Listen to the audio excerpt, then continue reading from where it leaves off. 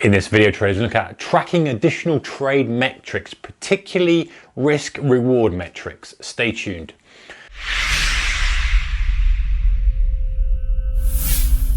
Hey traders, warm welcome to you. So this is one for kind of a bit more intermediate advanced traders. If you're beginning your trading career, this is something that possibly you need to look at doing, but you need to really focus as a beginner on your discipline, on creating your trading plan, on your strategy. This is assuming you have a strategy, you have a trading plan, you're reasonably disciplined, and you're just trying to make those incremental improvements that we know all add up to significant improvements at the end of the quarter, the end of the year. All right, so tracking additional trade metrics. So I talked about gauging trades in terms of R multiples. What does that mean? Well, this is basically an old way of doing things that is used a lot in prop firms. I think it was Van Tharp who came up with it. Might be wrong. Someone could put it in the comment section below. Really good way of measuring your trades. So you've got a risk reward ratio trade. We want to talk about, we want to have a decent high risk reward ratio, but we know that the higher we go with that, the probability of success decreases.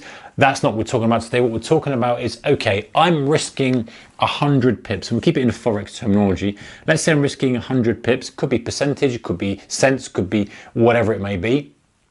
And my reward is, let's say I've got a target that's 500 pips away, so I've got a 500 pip target. Then that trade, if I hit my target, that trade is a 5R trade. In other words, I've risked 1 to make 5. Okay, so 5 times the risk is what I've made. Now, the reason this is so important is because if you had a 100 pip trade and you made 100 pips and you said, yeah, I've made 100 pips, you think you're a genius, you think it's great, but in reality, you've risked 100 to make 100, which doesn't seem so good. So you're basically framing all your trades in terms of how much you're risking, which is a much better judgment of a quality of trade. Now, once you've got this framework, you can start to dig in.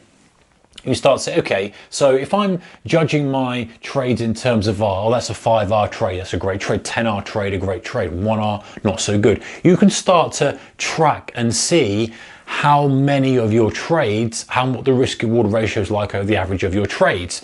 And we've done a video kind of touching on this before. So that's like the basics of it. And you can say, okay, well, actually, I really need to make sure my risk reward ratio is higher because at the moment, you know, I'm kind of banking on the fact that my probability of success is quite high. I need to do some tweaks. It gives you a better view under the bonnet.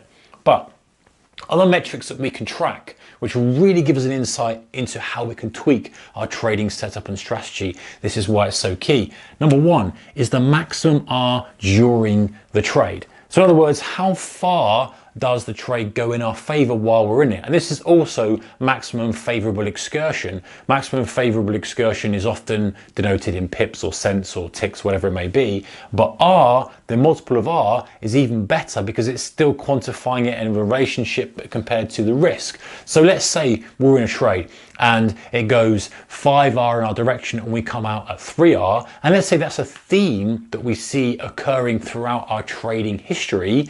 Then we can tweak the strategy and say, well, look, you know, 80% of our trades are going to 5R, but we're not taking, at least 5R, for example, but we're only taking 3R, the majority of them. We need to adjust our exit plan to allow for some additional movement.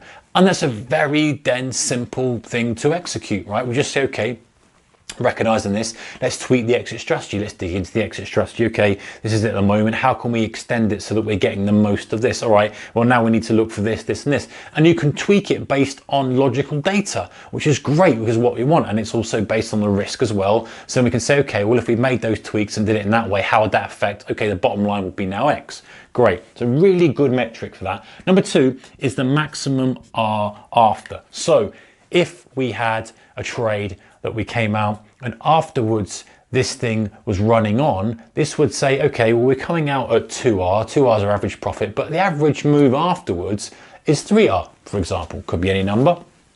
And we might say, okay, well, actually, we're coming out a bit early on our deals. We're coming out a little bit early. This would be we're coming out potentially a little bit late. This one would identify if we're coming out a little bit too early. So in other words, we're coming out at 2R. This most of the time it's going to 3R, sorry, afterwards. And so we need to maybe consider holding the position. Maybe we need to, you know, do some tweaks to the exit to refine it. So if our maximum R during is kind of too far and it's coming back, we might need to look to stuff to come out a little bit earlier, and then the maximum R after, we might need to look to stuff to come out a little bit later. It's going to depend on the structure of the trade, obviously, but you get the general idea, the metric, the information that we get, and how we can tweak it and adjust the knobs with the strategy to suit it. And then the final thing, which is a little bit interesting, is the R multiple for missed trades. Now, missed trades, what we're not going to do is we're not going to go back and scroll through charts and say, yeah, I would have taken that, I would have taken that one. We've got to be reasonably strict here, guys. We've got to say, okay, trading plan is X.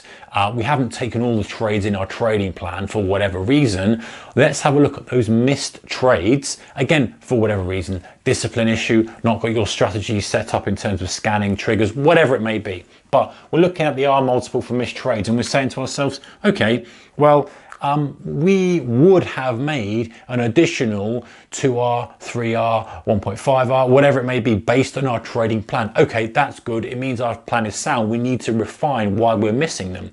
It may also reveal mistakes. It may say, you know, listen, we'd have lost money on this, this, and this, and this. So perhaps the plan isn't the right thing. You can see how these metrics are so useful for really the advanced level tweaking. So you've got a strategy that you recognize is profitable, it's good. How do we adjust it to make it more profitable? How do we adjust it to really refine onto the current market conditions and get the most juice that we can out of the market? So have a look at that, guys. R multiple, I definitely recommend you doing that anyway, whatever level you're at, beginner, intermediate, advanced. If you're kind of further down the track, then have a look at that maximum R during the trade. Because you might find trades are going your direction, they're coming back, and you're ending up not taking as much as you could, and the same maximum R after. You know, you're coming out a little bit early, you're leaving a lot on the table. So have a look at that, guys. That's tracking the additional trade metrics. R is a good thing, tool to use. And by the way, just before I go, before in the video, easy way of tracking this is kind of using Excel. You can use you know, Notepad. You can use stuff like Trello, the app for Trello, and on stuff. There's loads of tools out there, project management tools, and even just Excel spreadsheets, like I say, to track this kind of stuff, or journaling or whatever. So you really got no excuse not to do it. At least try it out. Anyway, let me know how you get on in the comment section below. Try it out, and if it's improved your trading, great. Take care. Bye-bye.